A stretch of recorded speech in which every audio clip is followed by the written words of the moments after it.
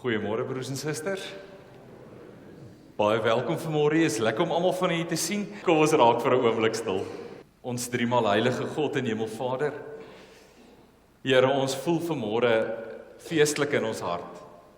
Ons het 'n wonderlike naweek gehad van feesviering, Here, met 'n wonderlike bazaar wat al eintlik vir 'n paar weke wonderlike energie en samehorigheid en eensgesindheid in ons gemeente geskep het. Here, saam met dit vanmôre vier ons Moedersdag.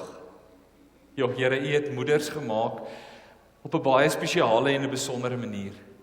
Here, en ons wil vandag vir hulle dankie sê. Dankie vir alles wat hulle opoffer. Here, ons as kinders het nooit in ons lewe 'n begrip van wat mammas alles doen nie. En daarom wil ons vir U dankie sê. Vir elke mamma se ongesiende liefde. Elke mamma se ongesiende opofferings wat hulle maak. Die hartseer wat hulle baie keer diep in hulle binneste alleen moet dra. Die vreugdes wat hulle bindig uitdra, Here. Dankie daarvoor.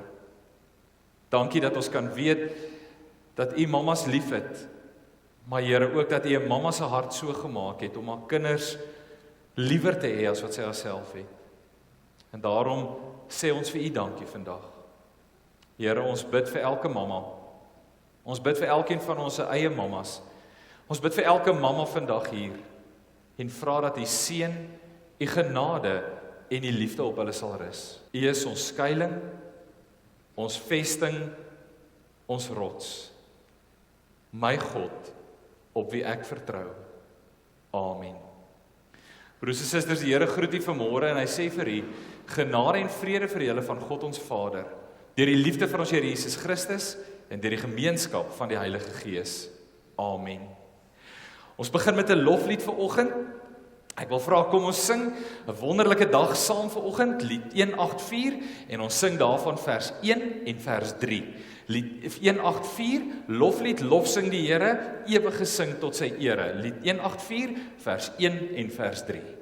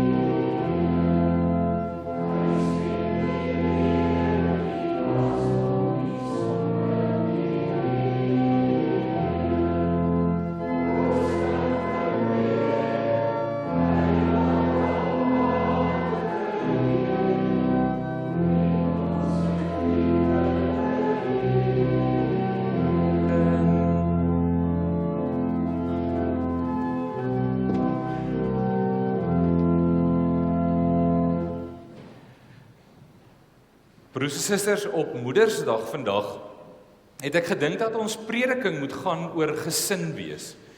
Oor wat is 'n gesin? En ons gaan vanmôre kortliks kyk na huwelik, ons gaan kyk na man en vrou, ons gaan kyk na ouerskap en ons gaan kyk na wat sê die woord ook, hoe moet 'n kind teenoor hulle ouers optree?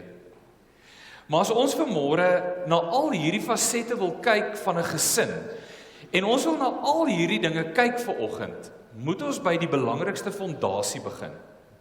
En dit is die wet van die Here. Ons kan vanmôre alle tegniese waarhede met mekaar deel. Ons kan navorsing deel oor hoe lyk 'n goeie gesin en wat moet 'n man wees en wat moet 'n vrou wees in die huwelik. Maar as ons nie besef dat die gebod van liefde en die samevatting van die wet die begin en die einde van ons gesinne is nie, dan gaan ons nêrens kom met ons gesinne nie. En daarom wil ek graag begin met die wet van die Here vanmôre. Want as die Here sê jy moet jou naaste lief hê soos jouself, dan begin jou naaste by jou man, by jou vrou en by jou kinders. Hierdie wet is nie vir die mense daar buite eerste nie. Dis vir die mense naaste aan jou. Toe die Fariseërs hoor dat Jesus die Sadduseërs die mond gesnoer het hulle bymekaar gekom. En een van hulle, 'n wetgeleerde, het hom met 'n vraag probeer vastrek. Meneer, vra hy, wat is die grootste gebod in die wet? Jesus antwoord hom, jy moet die Here jou God lief hê met jou hele hart, en met jou hele siel en met jou hele verstand. Dit is die grootste en die eerste gebod. Die tweede wat hiermee gelyk staan, jy moet jou naaste lief hê soos jouself. In hierdie twee gebooie is die hele wet en die profete saamgevat. Ek gee jou 'n oomblik vanmôre om hierdie volgende woorde te oordink. Jy moet jou naaste lief hê soos jouself. Hoe lief het jy jou man? Hoe lief het jy jou vrou? Hoe lief het jy jou kind? Hoe lief het jy jou pappa en jou mamma? Het jy hulle so lief, soos wat Jesus hier vir jou sê, dat jy hulle moet lief hê? Jy moet jou naaste lief hê, soos jouself. Ek gee 'n paar oomblikke van stilte.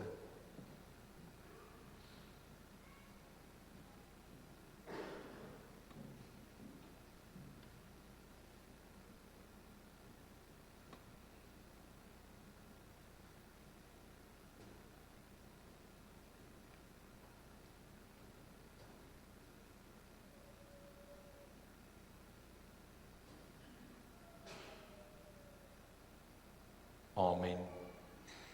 Broers en susters, terwyl ons so sit, wil ek vra dat ons lied 260 die 11de vers sing. Vers 11 sê, ewig onbegryplik wese, U die Vader, Seun en Gees. En dan hierdie gebed, Heer, leer my U ken al beter, U gehoorsame kind te wees. As jy 'n beter man wil wees vir jou vrou, as jy 'n beter vrou wil wees vir jou man, as jy 'n beter pappa of mamma vir jou kind wil wees, of 'n beter kind vir jou ouers wil wees, is dit waar dit begin. By die gebed, Here, leer my U beter ken, en Here, maak my meer gehoorsaam aan U.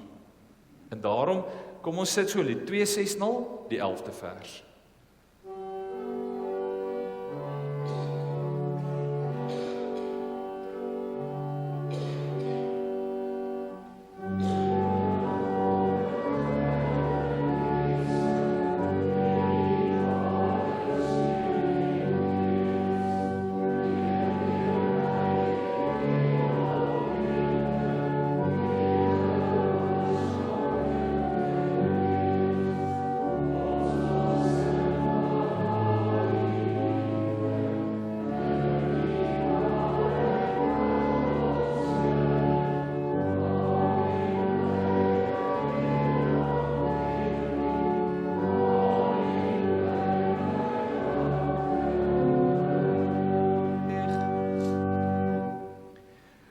Ons skriflesing vanmôre kom uit die boek Efesiërs uit. Efesiërs hoofstuk 5 vanaf vers 21 is op bladsy 255 in my Bybel.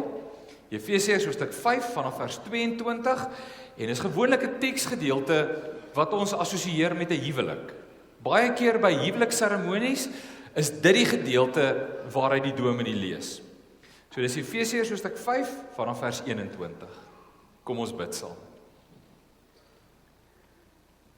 Ons driemaal heilige God en Hemelvader, ons dankie dat ons kan stil word, Here. Dat ons harte en ons gedagtes na U kan rig. Heilige Gees, dat ons kan vra dat U vanmôre ons harte sal voorberei. Heilige Gees, dat U ons gedagtes sal verhelder, dat U woord helder en duidelik tot ons sal spreek. Here, hierdie gedeelte is 'n besonderse gedeelte vir ons in die lewe wanneer ons dink aan huisgesinne, wanneer ons dink oor man en vrou, ouerskap en ook kinders. Maar Here, so dikwels word hierdie gedeelte 'n hamer om my huweliksmaat mee te slaan, 'n hamer om my kinders mee te slaan. Here, help ons vanmôre om die hamers weg te sit, en Here, dit te vervang met sponse, dat ons vanmôre U woord sal indrink, as man, as vrou, as pappa, as mamma en as kind. Dat ons nie u woord vanmôre sal gebruik as wapens nie. Maar Here, dat u woord vanmôre in ons harte sal inkom. Ek bid dit in Jesus se naam. Amen. Ons skriflesing vanmôre, Efesiërs hoofstuk 5 vanaf vers 21. Wees uit eerbied vir Christus aan mekaar onderdanig. Vrouens, wees aan julle mans onderdanig, net soos julle aan die Here onderdanig is. Die man is die hoof van die vrou, soos Christus die hoof van die kerk is. Christus is ook die verlosser van die liggaam, sy kerk. Soos die kerk aan Christus onderdanig is, moet die vrouens in alles aan hulle mans onderdanig wees. Mans, julle moet julle vrouens lief hê, soos Christus die kerk lief gehad het en sy lewe daarvoor afgelê het.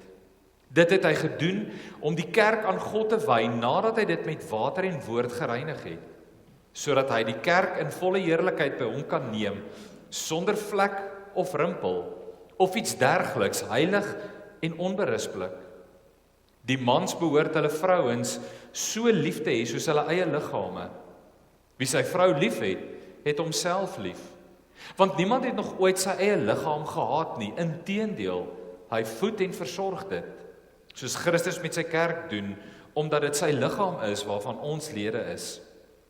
Daar staan in die skrif, daarom sal 'n man sy vader en sy moeder verlaat en saam met sy vrou lewe en hulle twee sal een wees. Hierin lê daar 'n diep geheimenis opgesluit en ek pas dit toe op die kerk en op Christus en die kerk. Maar dit is ook op julle van toepassing. Elkeen moet sy vrou so lief hê soos hy homself lief het en 'n vrou moet aan haar man eerbied betoon. Kinders, wees as gelowiges aan julle ouers gehoorsaam, want dit is wat die wet van God vereis. Eer jou vader en jou moeder is 'n baie belangrike gebod, en daar is nog 'n belofte by, sodat dit met jou goed mag gaan en jy lank mag lewe op die aarde. En vaders, en hier sluit ons in moeders, moenie julle kinders so behandel dat hulle opstandig word nie, maar maak hulle groot met tug en vermaaning, soos die Here dit wil. Ons skriflesing vanmôre sover. Broers en susters, ek voel vanoggend in hierdie preek amper asof ek op baie dun ys beweeg. Ek voel vanmôre amper soos 'n bomdeskundige wat baie sorgvuldig 'n bom moet ontlont. Want hierdie gedeelte wat ons vanmôre lees, is 'n plofbare gedeelte. Dis 'n gedeelte wat, wanneer 'n mens dit lees, of in jou lewe kan ontplof en iets ongeloofliks in jou lewe voortbring. Of dit kan 'n gedeelte wees wat jy gebruik as 'n wapen in 'n oorlog teen jou huweliksmaat of teen jou kinders of teen jou ouers en wat kan ontplof en alles uitmekaar uitruk. Hierdie gedeelte, het ek gesê, lees ons baie keer wanneer ons huwelike doen. Maar tog dink ek dis een van die gedeeltes in die Bybel wat ons die meeste misbruik van al die teksgedeeltes. In plaas daarvan dat ons hierdie teksgedeelte lees en vra, "Joh Here, wat sê U vir my as man, of wat sê U vir my as pappa, of wat sê U vir my as vrou, of wat sê U vir my as mamma of as kind?" gebruik ons dikwels hierdie gedeelte as 'n wapen of as 'n hamer om iemand anders mee te slaan. Man sal dit baie kere gebruik en sê, "Het jy gehoor, die Bybel sê jy moet aan my onderdanig wees." Ouers sal dit gebruik om vir hulle kinders te sê, "Hoor jy, die Bybel sê jy moet aan my gehoorsaam wees en my eer betoon." Vrouens sal sê, "Het jy gehoor, die Bybel sê jy moet my lief hê." Tegnies is jy reg. Maar is dit die hart wat vanmôre klop in God as hy hierdie gedeelte vir ons gee? Is dit die hartklop van God vanoggend as ons na gesinne kyk, wat in God se hart klop as hy vanoggend met ons wil praat? Om hierdie woorde so te verdraai en te misbruik, dat jy dit as 'n wapen teen iemand anders gebruik. Dan is jy besig om die woord van God te misbruik. Dan is jy besig om van die woord van God iets te maak wat dit nie is nie. Jy weet, een van die dinge wat mense die seerste maak, van die woorde wat jou man of jou vrou of jou kinders die meeste knak in hulle lewens, en dit is 'n argument en wat dikwels gebruik word wanneer mense in 'n hoek is die woorde, is dit hoe 'n Christen man optree? Is dit hoe 'n Christen vrou optree? Is dit hoe 'n Christen kind of 'n Christen pappa optree? Ek wil vir jou vra, as jy ooit in jou lewe daai woorde gebruik het, dat jy vandag die Here sal om verskoning vra daarvoor. En ek wil jou vra vanmôre, as daardie woorde ooit in jou gedagtes opkom, byt eerder jou tong af, voordat dit oor jou lippe kom. Want dis nie wat die woord van God sê nie. Kom ons kyk vanmôre na die woord van God. Kom ons hoor vanmôre, wat sê die woord van God, van hoe lyk 'n gesin uit God se oë uit? Want jy weet, broers en susters, ons vra vandag, en dis die vraag waarmee ek begin, is, hoe oordeel ons vir oggend 'n goeie huis? As ons vanmôre moet sê, hoe lyk 'n gelukkige huisgesin? As ons 'n paar kriteria moet saamstel en sê, hoe sal ons beoordeel wanneer is 'n huis 'n gelukkige huis, wanneer is 'n huis 'n suksesvolle huis? Dan is daar gewoonlik so 'n tieklys in ons samelewing waarna ons kyk. Ons sal altyd sê, 'n goeie huis is 'n huis wat altyd skoon is, waar alles op hulle plek is. Dit lyk amper soos 'n hospitaalteater as jy daar instap. Baie keer sal ons sê, dis 'n goeie huis. Alles is so op hulle plek en netjies. Dis amper asof jou kinders te bang is om te speel op die matte. Ander kere sal ons sê, 'n gelukkige huis is wanneer almal in die huis mooi netjies en nuwe skoon klere dra, en in vandag se lewe, as jy die regte brands dra, dan is jy 'n goeie huis. Ek weet nie wie het in my generasie groot geword van North Star skoene nie. Dit was die tekkie van my tyd. North Stars. Ons het nie brands gehad soos Adidas en Asics en Nike, en dan kry jy nog binne hierdie brands 1000 ander van hulle nie. Ons het met North Stars oor die weg gekom. Maar vandag is die labels wat ons dra, as groot mense en as kinders, verskriklik belangrik, want dan is dit 'n goeie huis. Jou adres maak vandag saak waar jy bly om te bepaal in die sosiale hiërargie of jy 'n goeie huis en 'n suksesvolle huis is. Ons kyk baie keer en sê, hierdie gesinnetjie is 'n oulike gesinnetjie. Kyk hoe baie dinge doen hulle saam. Kyk hoe baie gaan hulle saam op vakansie. Kyk waar gaan hulle met vakansie heen. Maar my vraag is vandag, is dit die kriteria wat die Here gebruik wanneer hy na 'n gesin kyk?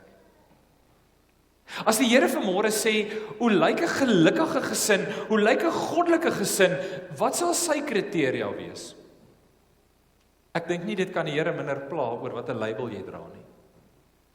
Ek dink nie dit kan die Here minder pla oor wat jou adres is, of waar jy gaan vakansie hou, of hoe jy gaan vakansie hou nie. Ek dink as die Here kyk na die huisgesin, het hy 'n ander tieklys. Hy sal vra, wat is die atmosfeer in daardie huis tussen die mense?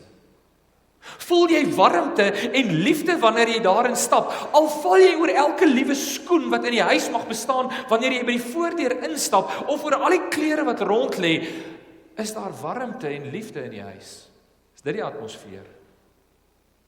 Nie of dit so klinies dat jy van die vloer af kan eet nie. Ek dink die Here sal vra, wat is die woorde wat in die huis gebruik word? Hoe praat pappa en mamma met mekaar? Hoe praat pappa met Boetie? Hoe praat pappa met Sissie? Hoe praat mamma met Boetie en Sissie? Hoe praat Boetie en Sissie met pappa en mamma? Ek dink dit is die vraag wat Jesus vra wanneer hy kyk na gesinne. Ek dink hy vra, wat is die geestelike temperatuur in 'n huis wanneer hy kyk na gesinne?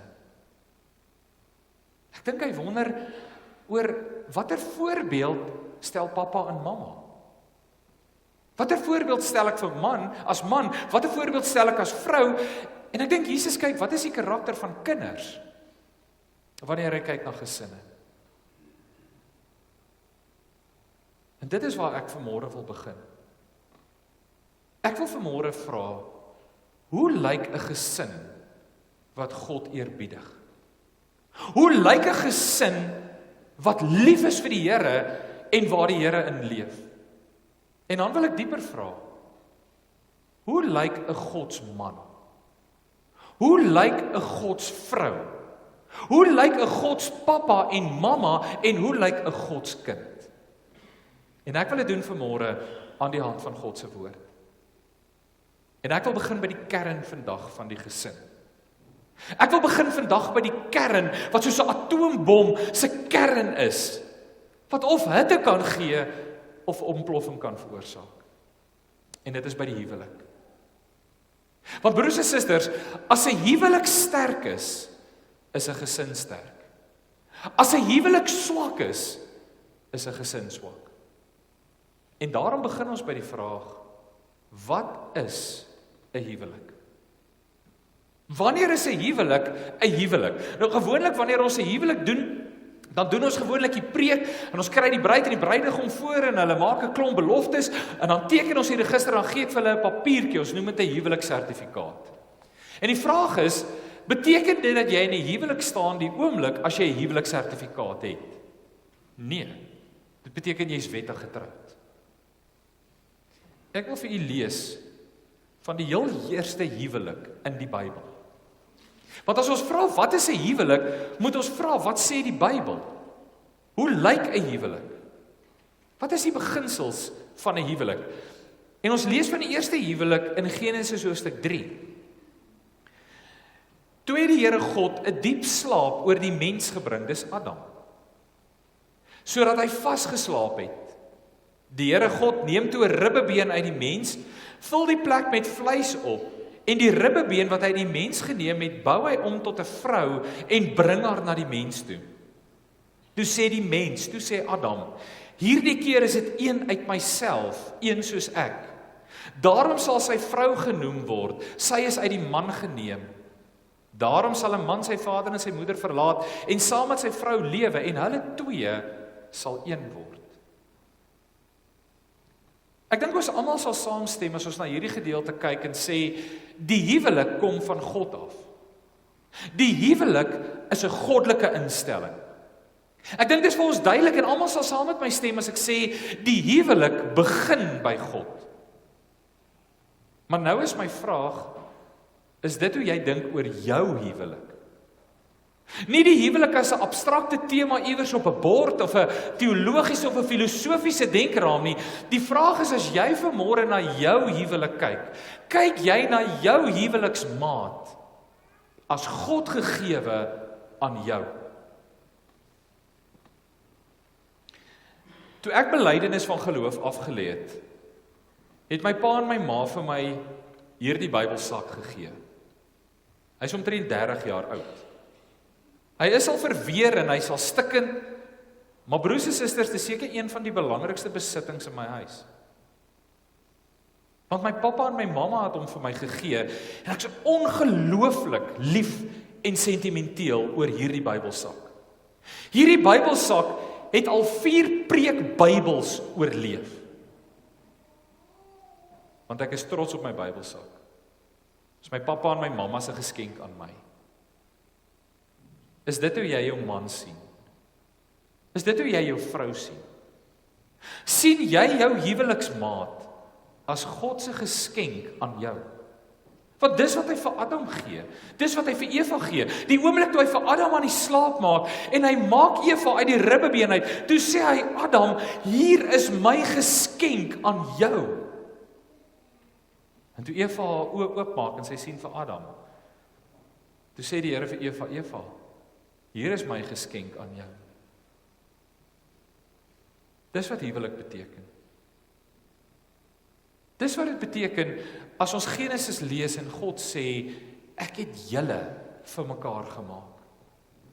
Jou huweliksmaat is nie random nie. Dit kom van God af. Die vraag is, hanteer ons dit so? Nog nooit in my lewe het ek hierdie Bybelsak abuse nie. Hoekom doen ons dit met die grootste geskenk wat God ons gee? Die huwelik is 'n verbond. Dit is nie 'n belofte nie. Die huweliksverbond is ook nie 'n verbond wat jy met jou vrou sluit of jy met jou man sluit nie. Die huweliksverbond is 'n verbond wat jy met God sluit en jou huweliksmaat is die ontvanger van die vrug van daardie verbond. Dis wat 'n huwelik beteken. En dan kom ons by wat? Wie is jy in die huwelik? Dis die belangrike vraag. Wie is jy in die huwelik? En dan kom die woord en hy sê, hoe lyk 'n godsman en 'n godsvrou? Ek het al vertel, gewoonlik toe ek jonger was, het hulle ons geleer in die sielkunde, as jy pastoraat doen en 'n huwelikspaartjie kom na jou toe en daar's huweliksprobleme, is die eerste vraag wat jy vra, is jy gelukkig in die huwelik? Maak jou man jou gelukkig en maak jou vrou jou gelukkig. En ek wil vir u vandag sê, dis die swakste vraag in die huwelik om te vra as jy 'n kind van die Here is. Want die Here wil hê, jy moet die vraag vra, is ek 'n godsman vir my vrou en is ek 'n godsvrou vir my man? Want hoor hoe begin Efesiërs. Hy begin en hy sê, wees uit eerbied vir Christus aan mekaar onderdanig. My liewe broer, jy weet so vinnig vir jou vrou sê, jy moet aan my onderdanig wees. Het jy geweet dat die Here vir jou sê, jy moet eers aan haar onderdanig wees? Hy sê dit, wees uit eerbied vir Christus aan mekaar onderdanig. En dan vra ek die vraag, het jy genoeg eerbied vir Christus om 'n godsman te wees? Het jy genoeg eerbied vir Christus om 'n godsvrou te wees, of is jy te selfsugtig? En dan kom ons by man wees. Wat is 'n man? Die samelewing het 'n prentjie van 'n man. Cowboys don't cry, is hierdie tawwe ouens. Maar wat is 'n man? Wat sê die woord van God vir ons? Wat is 'n man in die huwelik? En ek wil net begin met hierdie sin, voordat ons na die 4 eienskappe kyk, wat God sê 'n man in die huwelik teenoor sy vrou moet openbaar. Jy kan elke liewe dag Bybelstudie doen, my broer. Jy kan elke dag saam met jou gesin huisgodsdiens hou en bid. Jy kan hulle elke Sondag kerk toe bring. Maar as jy nie doen wat die woord van God vir jou sê om as man te doen nie, is jy nie 'n godsman vir jou vrou nie. Om 'n godsman te wees gaan nie oor wat jy weet nie, dit gaan oor wat jy doen. Hoor wat sê die Here. Hy begin en hy sê, mans, julle moet julle vrouens lief hê, soos Christus die kerk lief gehad het. Dis die eerste ding wat hy sê vir 'n man. Hy sê, jy moet die kerk so lief hê. Jy moet jou vrou so lief hê, soos Jesus die kerk lief gehad het. Jy's nie baas van jou vrou nie. Jy's hoof. En Jesus definieer hierdie liefde en hy sê, jy moet jou vrou lief hê soos ek die kerk lief gehad het. Hoe het Jesus die kerk lief gehad? Hy het sonder enige voordeel vir homself vir haar gesterf. Maar ons nervies is dun en as my vrou nie doen wat ek vir haar sê nie, dan wil ek baas wees van haar. Die Here sê, jy moet jou vrou so lief hê, soos Jesus die kerk lief gehad het. Het jy al ooit gewonder, wat 'n voordeel was al vir Jesus om aan die kruis te sterf? Dis hoe lief jy jou vrou moet hê. Sy kom eerste, bo jouself. Hy sê tweedens, jy moet jou vrou so lief hê, en dan sê hy, Jesus het die kerk so lief gehad, sodat hy die kerk in volle heerlikheid by hom kon neem. Dit beteken, Jesus het die kerk so lief gehad en alles vir die kerk gedoen, en het so gedoen, dat die kerk kan blom. Dis wat dit hier beteken. Wanneer jy met jou vrou so lief hê, dat sy blom. Dat sy soos die mooiste roos in die roosbos is. Jy's nie baas nie. Jesus gee jou die opdrag as man om jou vrou lief te hê. Dis wat man wees is. Man wees is nie om met 'n drankasem vanaand by jou vrou aan te kom nie. Dis om haar lief te hê sodat sy die mooiste blom kan wees. Hy sê, jy moet jou vrou voed en versorg. Hy sê, want 'n man het sy vrou so lief soos sy eie liggaam. En wat doen hy met sy liggaam? Hy voed sy liggaam en hy versorg sy liggaam.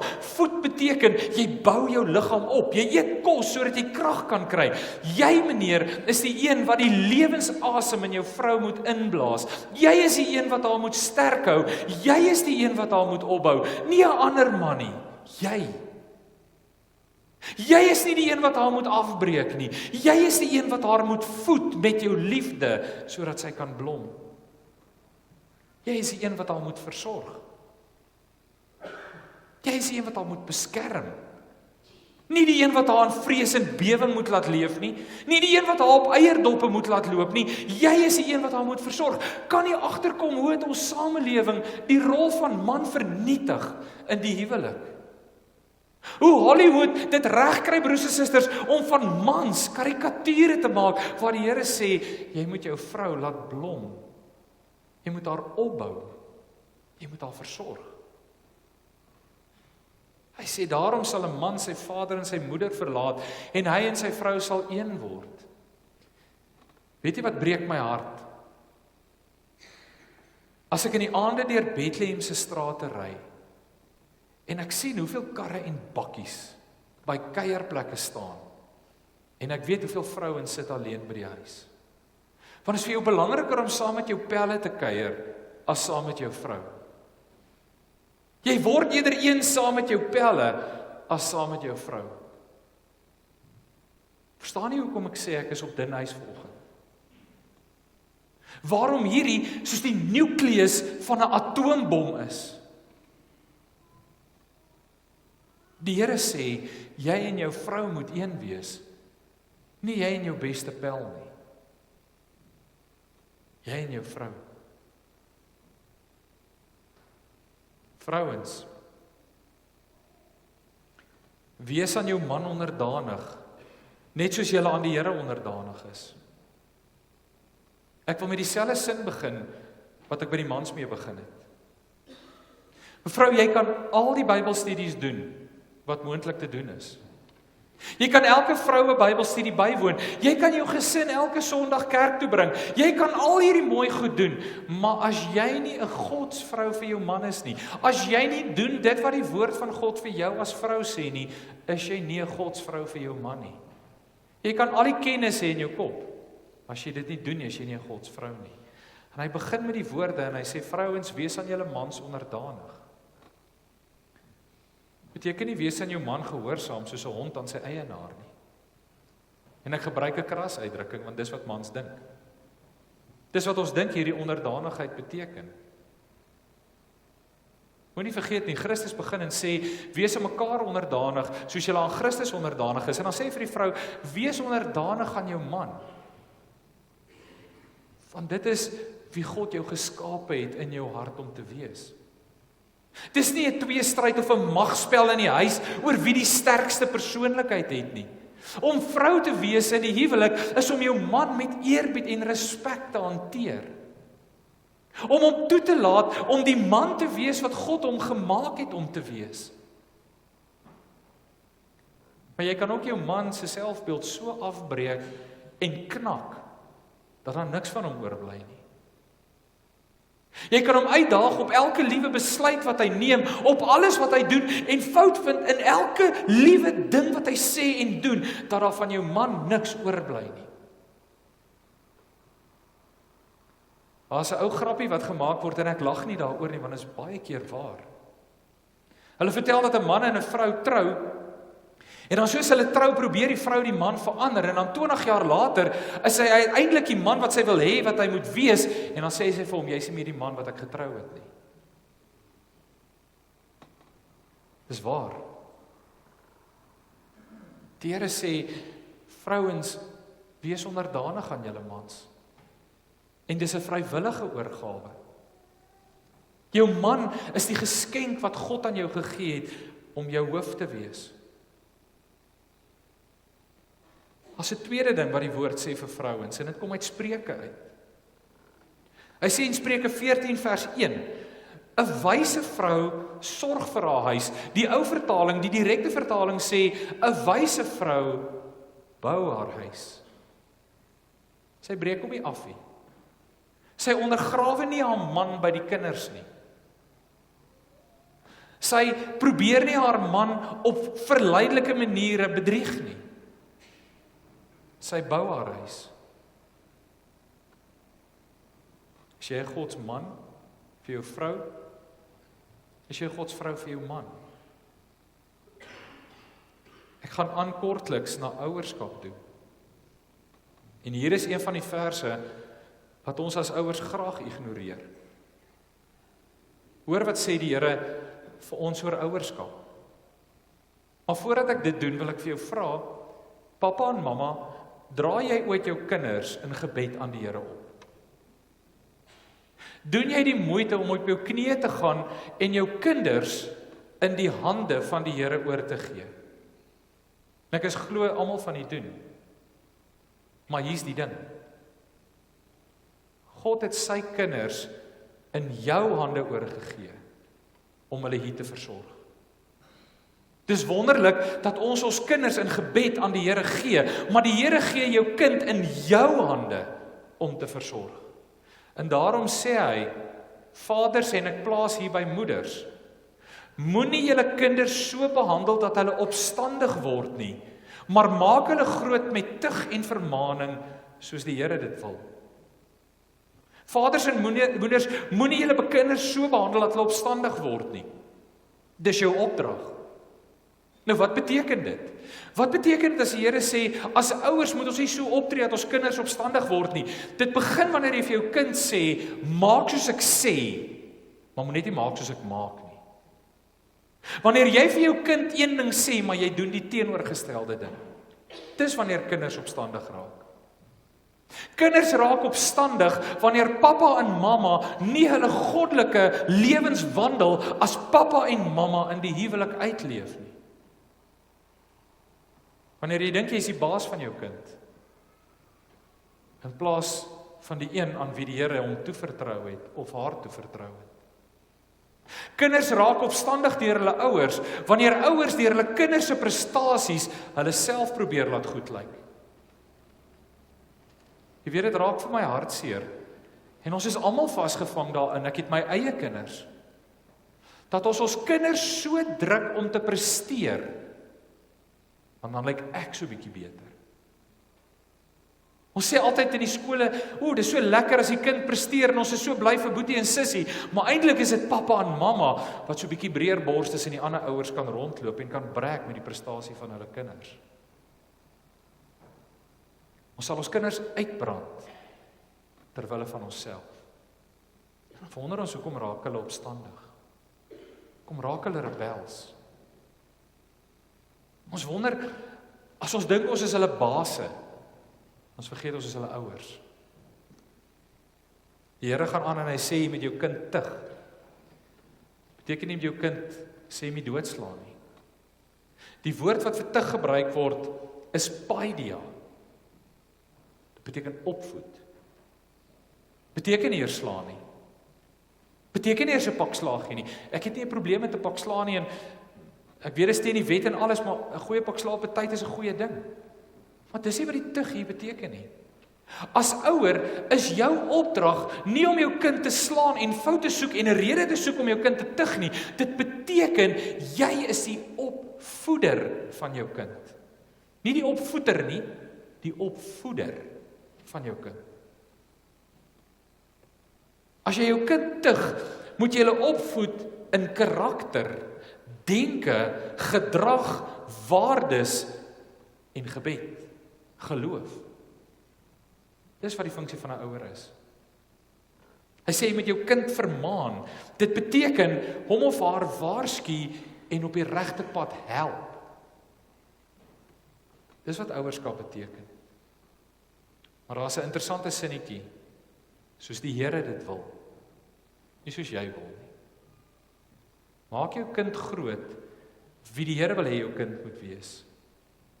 Nie wie jy wil hê hy of sy moet wees nie. En dan laastens vanmôre, ons kinders. Ons is ongelooflik lief vir julle. Meer as wat julle ooit sal dink.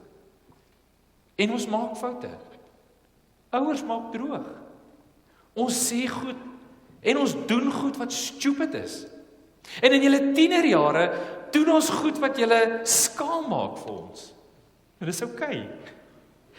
Ek vertel altyd die storie, my ma het 'n Toyota gery wat haar pa vir haar gekoop het, en toe ek in die laerskool kom en so in die hoërskool, as my ma my gaan aflaai met die kar, dan het ons om die hoek afgedraai om daar te gaan parkeer, en as ons in die straat ry en ek ry verby een van my pelle, het ek altyd my skoene vasgemaak, sodat hulle my nie in die kar sien nie. Maar die Here sê vir ons kinders, julle het ook 'n verantwoordelikheid teenoor pappa en mamma. En ek wil begin by julle om te sê, moet nooit dat jou emosies jou gedrag oorheers nie. Kinders is in 'n ontwikkelingsfase. En daar's verskillende ontwikkelingsfases.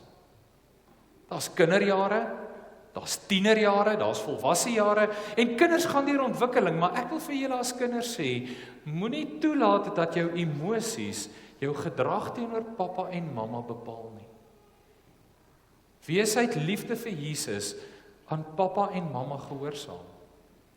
Want dis wat Jesus van hou. Dis wat hy vra. Hy sê omdat jy vir Jesus liefhet, en dan doen jou pappa en mamma stupid goed. Wees gehoorsaam aan pappa en mamma. Want dit maak Jesus se hart bly. Hy sê eer jou vader en jou moeder. Behandel hulle altyd met respek. Waardeer hulle. Wees dankbaar. En wees ook sag met hulle. Wees sag met pappa en mamma se foute. Hê hulle lief, soos net 'n kind hulle kan lief hê. En ek wil laastens sê vir julle kinders, weet julle wat is die grootste eer wat 'n kind 'n pappa en 'n mamma kan aandoen?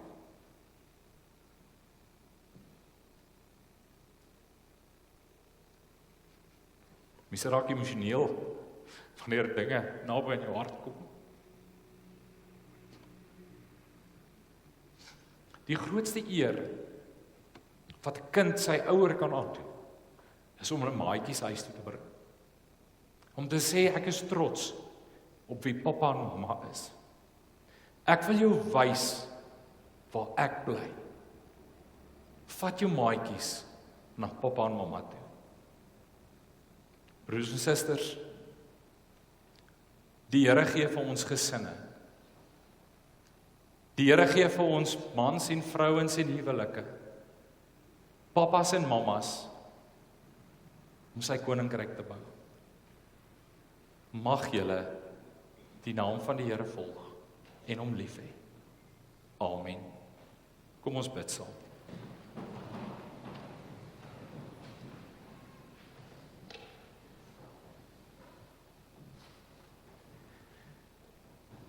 Ons Here God,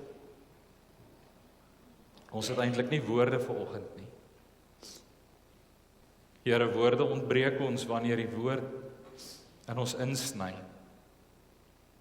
Eerste wanneer ons kyk vanmôre na die huwelike waarin ons staan, Here. En ons weet daar's baie stikkende huwelike. Ons weet daar's baie verbrokkelde huwelike.